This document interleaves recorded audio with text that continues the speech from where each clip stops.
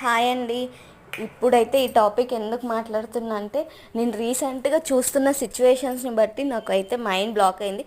ఈ టాపిక్ మాట్లాడే అంత పెద్దదాన్ని కాకపోవచ్చు, కానీ నాకున్న జ్ఞానంతో అయితే నాకు చెప్పాలనిపించింది.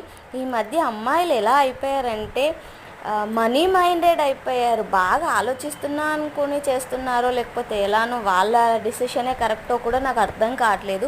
మీలో ఎవరికైనా తెలిస్తే మాత్రం ఈ టాపిక్ పైన ఖచ్చితంగా కామెంట్ చేయండి. ఎందుకు చెప్తున్నానంటే మనీ ఉంటే చాలు, అందంగా ఉన్నాడా, తెల్లగా ఉన్నాడా, నల్లగా ఉన్నాడా, ఆరోగ్యంగా ఉన్నాడా, అనారోగ్యంగా ఉన్నాడా, ఏజ్డా, అవేమీ పట్టించుకోవట్లేరు. ఎందుకు అన్నది నాకు అసలు అర్థం కావట్లేదు.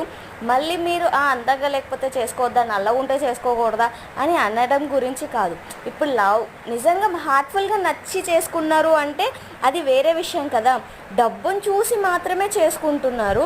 ఎందుకంటే రీసెంట్గా మాకు తెలిసిన అన్నది మ్యారేజ్ కోసం వెళ్తే ఆయన చేసేది డ్రైవింగ్. ఆయనకంటే హైదరాబాద్లో 2 ఫ్లోర్స్వి 2 బిల్డింగ్స్ ఉండాలంట, లేదంటే 10 ఎకరాల పొలం ఉండాలట, ఊర్లో ఇల్లు ఉండాలట. అంతుంటే నిన్నెందుకు చేసుకుంటారు? అమ్మాయిలు ఇలా ఎలా అయిపోయారు అంటే పేదవాడికి పెళ్ళి కాకూడదు అసలు.